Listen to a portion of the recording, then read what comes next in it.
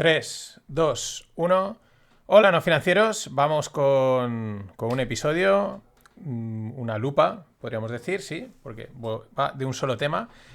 Antes y después del ETF de Bitcoin, del ETF Spot, porque ya había salido el ETF de Bitcoin futuros, no tuvo ningún éxito, y ya anticipó que habían ETFs Bitcoin Spot aprobados en Europa. Ahora hablaremos de ello. Antes, vamos a ver el episodio, pues el antes, el durante y el después, ¿no?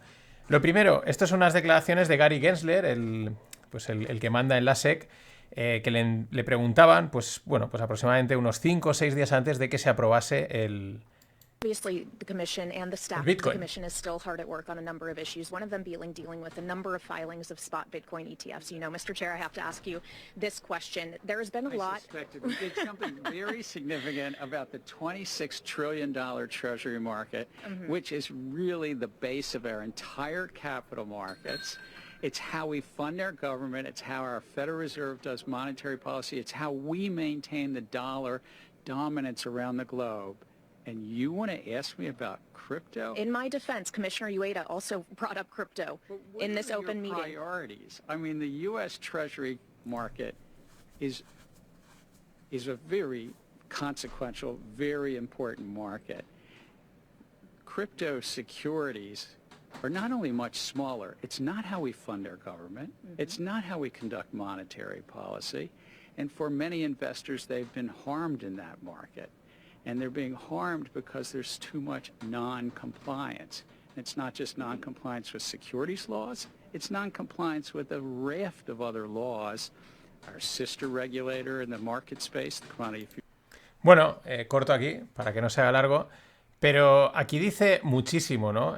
Los Crypto Bros se ríen y es verdad, pues que las instituciones financieras, políticas y financieras, pues han perdido credibilidad, pero al final son las que mandan. O sea, tenemos ejemplos de tontos gobernando. Jaja, qué tonto es ya, pero está mandando, así que te lo comes. Esto podríamos decir lo mismo, pero está diciendo aquí muchísimas cosas. La importancia el tamaño relativo, que es muy pequeño, de las criptos respecto al mercado de Treasury Securities, ¿no? de deuda de renta fija, que dice es con la que financiamos el gobierno, es con la que funcionamos y es con la que mantenemos la dominancia y el poder del dólar, ¿no? ¿Qué más cosas está diciendo? Habla del tema regulación. Dice, muchos inversores han salido dañados de este mercado por falta de regulación, por falta de compliance, ¿no?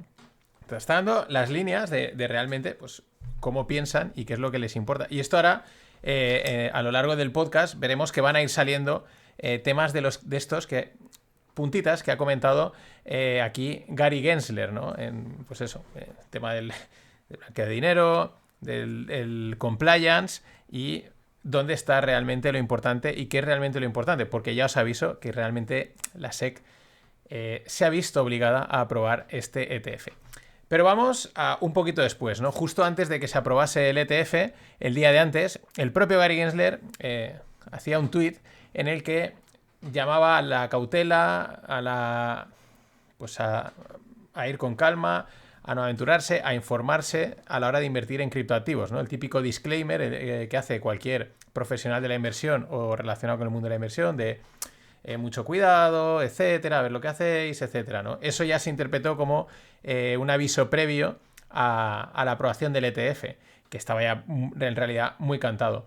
Pero la gracia es que publica ese tweet y a los 2 minutos lo quita, ¿no? Y enseguida publica el tweet que estáis viendo en el que dice que el Twitter de la SEC había sido comprometido, se había sido hackeado y se había posteado un tweet no autorizado, ¿no? Que no había autorizado, que de momento la SEC no había autorizado ni aprobado nada.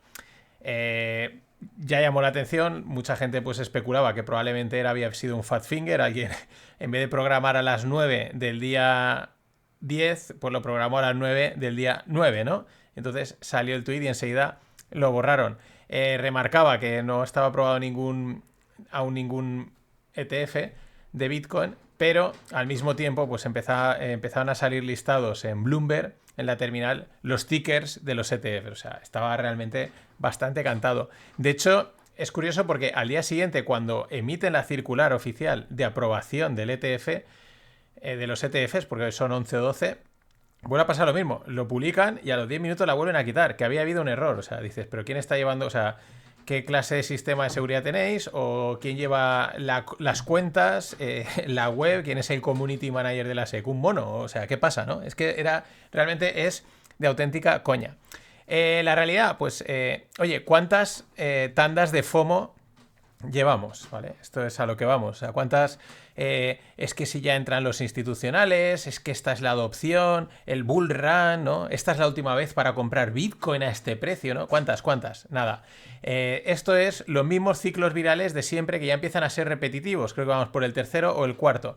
Nada más. Y además vuelven a sacar la misma narrativa, el mismo rollo, y vuelven a caer, pues, una panda, unos cuantos incautos, ¿no? Antes de ir al momento en el que se aprueba el ETF, vamos a ver cómo funciona un ETF, porque así se entiende que todo lo que decían los criptobros pues no tenía mucho sentido, ¿no? ¿Cómo funciona un ETF? ¿Vale? De una manera simplificada, rápida y resumida. Esto en el Club No Financiero, al que si queréis uniros, me escribís y os digo cómo acceder, pues lo he explicado en el programa de formación y también pues en un post suelto. Pero aquí hago la versión resumida. El que va a crear el ETF compra el activo, ¿vale? Imaginemos acciones o bitcoins o bonos o lo que sea. Compra el activo. Lo deposita en un trust o custodio. Contra ese activo, que está custodiado y guardado en un trust, se emiten las units, creation units, que se le llaman, que son como un paquete grande de una agrupación grande de esos activos, ¿no? Y esas units son las que se distribuyen a los brokers e instituciones, ¿no? Que son las que se van a encargar luego de comercializarlo. Pero es que esa unit aún se acaba dividiendo en participaciones, que son las que tú compras, ¿no? Las que si ahora tú entras en cualquier broker o en tu banco, en tu plataforma de inversión y vas a comprar un ETF, esa participación, esa acción de ETF es la que compras, ¿no? Que es una parte de una unit y la unit es una parte de todo el activo que tienen comprado. Entonces, ¿qué ocurre? Que antes de eso, lógicamente, entendiendo cómo funciona un ETF, los que van a crear un ETF, pues tienen una estimación de qué demanda puede haber del ETF. Y en base a eso llenan, digamos, la despensa, ¿no? Esto es como un restaurante, como le explicaba a alguien a un amigo que me preguntaba, digo, pues esto es como un restaurante que el domingo sabe que va a vender mucha carne. Pues no se espera el domingo, ya la tiene comprada. Que luego llega el domingo y tiene más demanda de la que toca, pues ya se busca las castañas y busca un poco más de carne. ¿Qué le ha sobrado? Pues a lo mejor la acaba tirando. Esto es exactamente lo mismo. O sea, los ETFs tendrán o tienen su estimación, los bitcoins estaban comprados a saber cuándo y depositados en un trust. ¿Esto qué quiere decir? Pues que una vez aprobado el ETF, pueden pasar tres cosas. Uno, hay una alta demanda del ETF, entra más pasta de la que pensaban. Entonces, ¿qué pasa? Que los creadores del ETF se ven obligados a ir al mercado y comprar más ETF, más Bitcoin, ¿no? O más activo, del que sea. Claro, en ese caso, por una alta demanda del ETF, sí que puede impactar al precio, porque claro, tienen que ir a comprar más. Te puede pasar lo contrario. En realidad no hay una alta demanda e incluso, pues, la gente entra y luego lo que hay son retiradas, ¿no? Sale dinero del ETF. En esos escenarios, lo que hacen es deshacen las units y cogen el activo y lo sacan al mercado a vender. Lo que pasa es que a veces incluso intentan colocar la unit entera, ¿no? Se intentan colocar como un paquete pues a algún comprador interesado en un mercado, o sea, OTC, ¿no? Digamos, no pasa por mercado. Pero en ese caso, aún así, como digamos, sacan activo del trust y lo llevan a mercado a venderlo, pues impactaría el precio a la baja. Eso es un escenario en el que hay mucha demanda del ETF, entra mucho dinero o hay poca demanda, incluso hay salida de dinero. Pero un escenario de equilibrio, donde pues más o menos lo que habían estimado se cumple, las entradas y salida, en principio no tiene que impactar al precio. ¿Por qué? Pues porque la compra-venta de participaciones del ETF se hacen entre partícipes. Lo que estás intercambiando no es el activo, estás intercambiando la participación del ETF. Yo te vendo mi participación, tú la has comprado y el activo está en el trust sin moverse. Porque, ya digo, se transaccionan esas participaciones. Claro, en ese caso, pues no hay impacto en el precio. O sea, porque es como un equilibrio, es como un circulito que estamos ahí intercambiando cositas que están referenciadas a otras. Y ya está. Y me dirás, ¿y por qué sube el ETF o baja? Pues porque si el activo en el mercado sube, pues el activo que está depositado en el trust sube o baja. Y por eso la participación del ETF sube o baja. Por eso también hay un trading, se intenta a veces arbitrar el precio del activo contra el precio del ETF, porque a veces hay unas pequeñas diferencias que se pueden arbitrar. Entonces, claro, una vez entendido esto, pues quedaba claro que esto de que aprobar el ETF iba a ser to the moon, pues era bastante claro, pero molaba más callarse y esperar a ver qué pasaba, ¿no? Y una vez más comprobar que los criptoinfluencers, una de dos, o no saben, no tienen ni idea de productos financieros y te cuentan el rollo que te cuentan sin saber, o se callan porque no les interesa y porque lo que quieren es fomear, ¿no? Que es en la mayoría de los casos, en mi opinión. Claro, ¿qué ocurre en el post, ¿no? ¿Qué ocurre después de que se aprueba? Claro, bueno, ya he dicho, una vez hemos entendido cómo funciona un ETF, es entendible lo que ha pasado después, ¿no? Que incluso el activo, o sea, Bitcoin cayese, ¿no? Por a lo mejor, pues bueno, ya, pues ahora liquidamos un poquito. ¿Qué es lo que ha ocurrido? La realidad, o sea, la otra realidad que os comentaba antes, y vuelvo a las declaraciones de Gary Gensler, es que la SEC no quería aprobar ningún ETF. O sea, en realidad la SEC no tenía ninguna intención de aprobar un ETF de Bitcoin Spot, por lo que ha dicho, porque al final ni es un activo significativo respecto a las treasuries, no pueden de momento, no les ayuda a financiarse, e incluso hay problemas de compliance. No querían, pero una demanda que de Grayscale ha forzado a la SEC a aprobar el ETF. ¿Por qué? Pues porque Grayscale tenía un trust over the counter, ¿no? Un trust ahí, un vehículo, bueno, pues en el que tenían bitcoins y la gente compraba las acciones del trust y así tenía los bitcoins, ¿no? Acceso a los bitcoins. Entonces, Grayscale pues puso una demanda porque quería convertir ese trust en un ETF. Y entonces ganan la demanda. Entonces, al perder la demanda, la SEC se ve obligada a no solo aprobar el ETF de Grayscale, sino aprobar todos los que habían pedido. Los 10, 11, 12 que se han sumado a la fiesta, ¿no? A esta fiesta. De todas maneras, tranquilos, porque aún queda un poquito más de narrativa, un poquito más para fomear, que es el halving, que está ahí a la vuelta de la esquina. Y aún veremos un poquito de narrativa, que viene el halving, que siempre que duplica, que tal, que no sé qué. De todas maneras, lo dicho, es más de lo mismo. La gente quiere creer, pues vamos a dejarles creer. Si nos vamos a los inflows, ¿no? a las entradas de capital, pues eso también es significativo, ¿no? Una manera, esa es la realidad.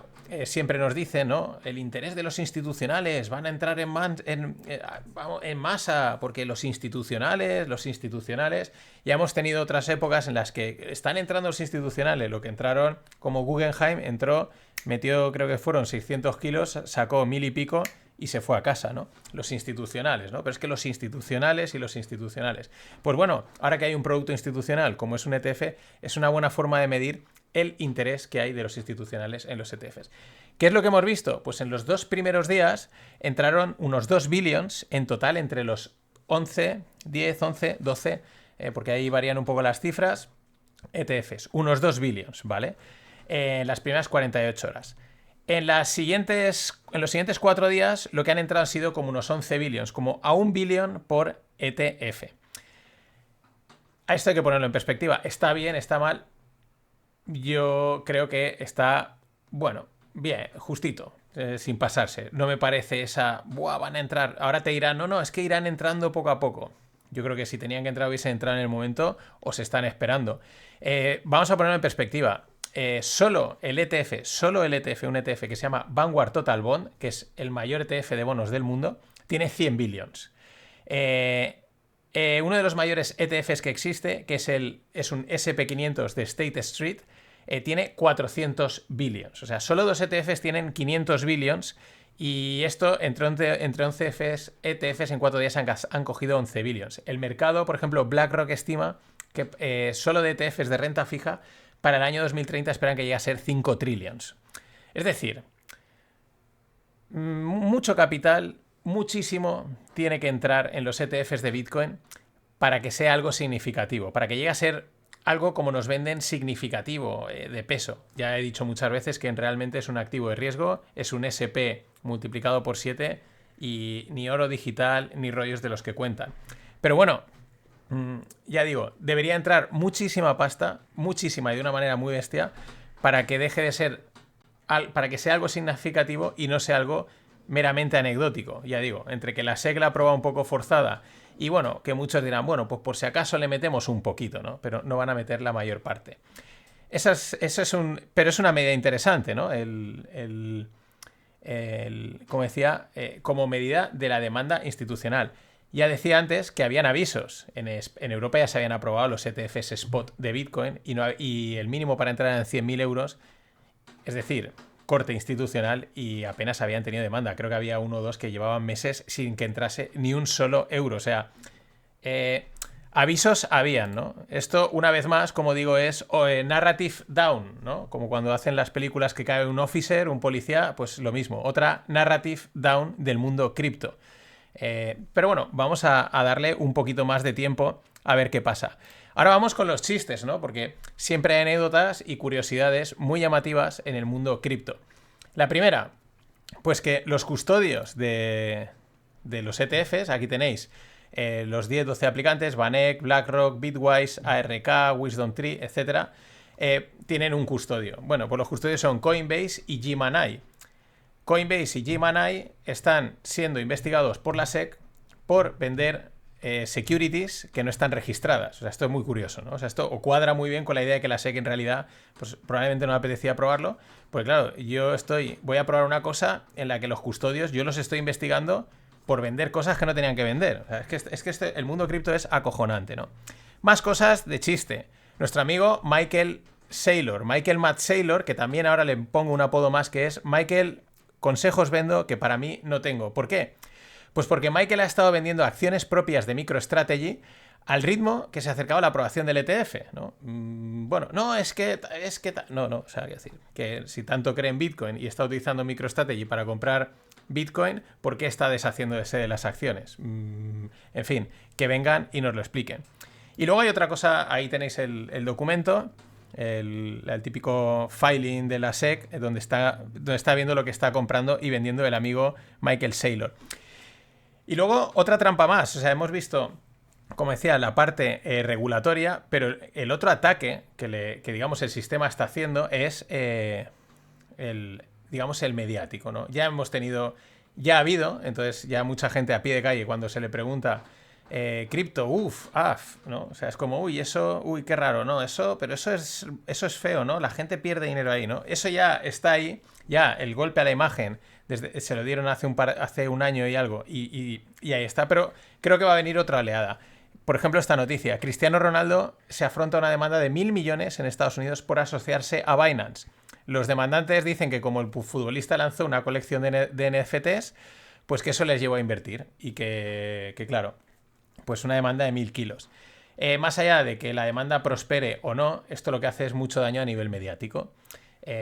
Porque claro, si empiezan a utilizar a un montón de famosos, deportistas, etcétera, que se metieron a promover estas cosas porque les pusieron bastante pasta encima de la mesa, y empiezan a ir contra ellos por haberse asociado, por haber entrado en el juego, eso tiene un impacto mediático enorme.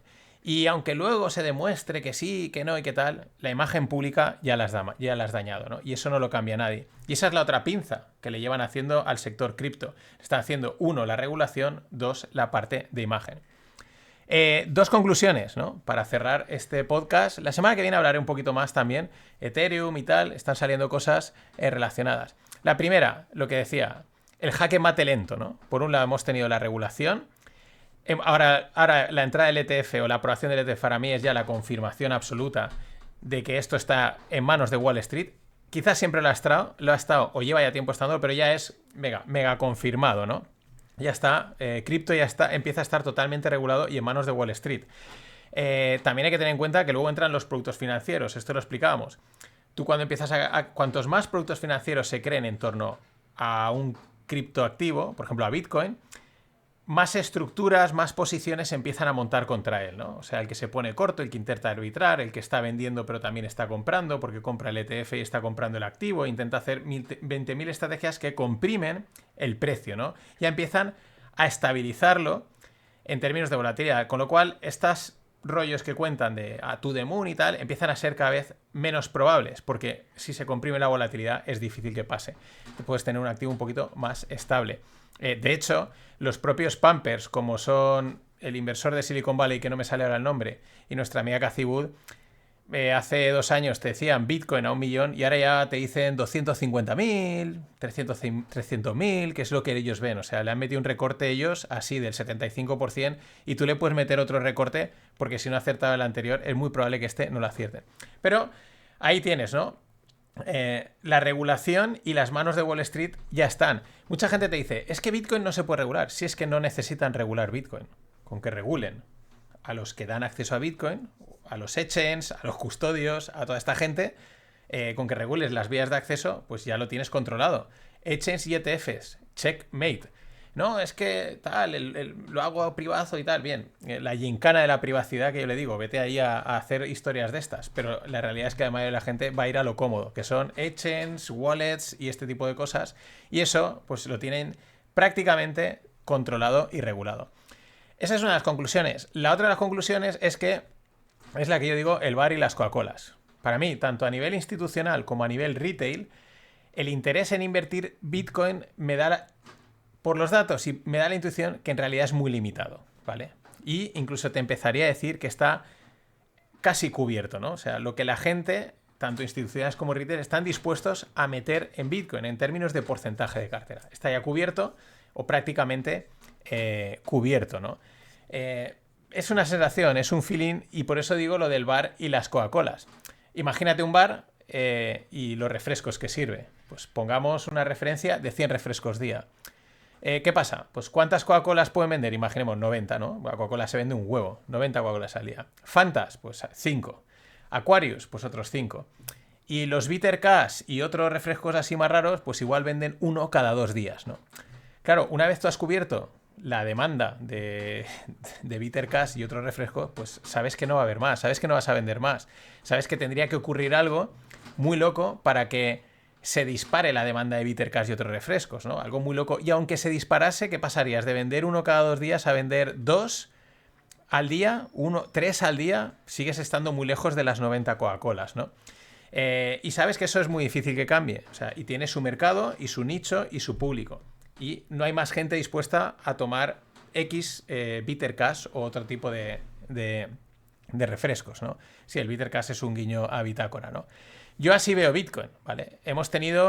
Veo que tiene su nicho y que está prácticamente cubierto. ¿Por qué? Porque lo que hemos tenido han sido 3 campañas de entrada masiva de gente, ¿no? 3 campañas que han coincidido con la popularidad y el arreón. Hasta 2017, aproximadamente, ahí los que entraron fueron los early adopters, los bitcoiners puros y algún curioso, ¿vale? Luego viene la primera campaña, desde mi punto de vista. La previa, entre ese 17 hasta el 19-20. Porque ahí ya tuvimos el primer arreón de popularidad, ¿no? Y por lo menos entre especuladores y algún que otro inversor, ¿no? Ahí ya más de uno empezó a mirar, uy, ¿esto qué es? Uy, pues porque además empezó a estar listado en algunos exchanges de acciones, en algunos brokers de acciones, se podía empezar a operar una especie de derivado, una réplica de Bitcoin. Me acuerdo que en XTB creo que había, allá por el 18 ya se podía, ¿no? Entonces, claro, eso también hace, ¿no? Que de repente en tu broker aparezca, un CFD o algo relacionado, ¿no? Pero ahí tuvimos una primera entrada que vamos a poner, por ejemplo, pues un 20%, un 20-30% del total de interesados, ¿no? Y del total de su capital. Luego vino la segunda oleada, la gorda, la grande, la de la pospandemia, la de la locura inversora especuladora en todos los mercados de riesgo, ¿no? La del 2020-2021. Una locura generalizada. Aquí para mí es donde entró la mayoría. Algunos pues por si acaso, otros por no perdérselo, otros porque le estaban mareando, otros porque de primeras es la primera vez que oyes y la primera vez te crees todas las maravillas y que todo se va a ir a la mierda y te vas a salvar por tener eso, etcétera. Y encima el precio estaba apoyando. Entonces, esa es para mí la entrada masiva y gorda. A lo mejor pues entre un 50 y un 60% del total de interesados y a lo mejor el total del capital. ¿Qué llevamos? Pues un 70-80%. La tercera, pues para mí es la que ahora estamos viviendo, ¿no? Es la estirada del chicle de Wall Street y de los pumpers. Es coger el tubo de pasta y apretarlo, el tubo de pasta de dientes, para sacar los últimos restos. Oye, que al final sale, ¿eh? Pero pero ya es estirar el chicle. Ese último 20-30%. ¿Por qué? Pues porque también los que aún no habían entrado, ¿no? Los que se perdieron las anteriores oleadas, los de ostras, ahora sí, ¿no? Y los últimos incautos, que siempre hay unos últimos. Porque claro, todos los anteriores han sufrido ya el vaivén, muchos están underwater, muchos compraron entre los 40 y pico y los 60 y dicen, hasta que esto no suba, yo no meto más, yo ya metí lo mío. Algunos entraron, salieron, luego han visto los vaivenes y dicen, con cuidadito. Y los que ya habían depositado a largo plazo dicen, yo ya he puesto el porcentaje que quiero poner y no voy a poner más. Lo mismo que van a hacer los institucionales, ¿no? Entonces, esta es la última, para mí, la última oleada. Van a haber más intentos, porque siempre van a haber más intentos, habrá una entrada residual, nuevas campañas de captación, pero que cada vez serán más flojas, ¿no? Cada vez, también por fenómeno de masas, algo lo peta, todo el mundo se interesa, va, y luego ya se amortigua un poco el impacto, ¿no? Con menos tirón. Pero bueno, lo vamos a comprobar pronto. Eso ha sido todo. El análisis del antes, el durante y el después inminente del Bitcoin Spot ETF. La semana que viene os cuento cositas del que parece que va a venir, que es el ETF de Ethereum, algunas cosas que ha dicho Larry Fink y nuestro amigo Jamie Dimon, porque in Dimon we trust.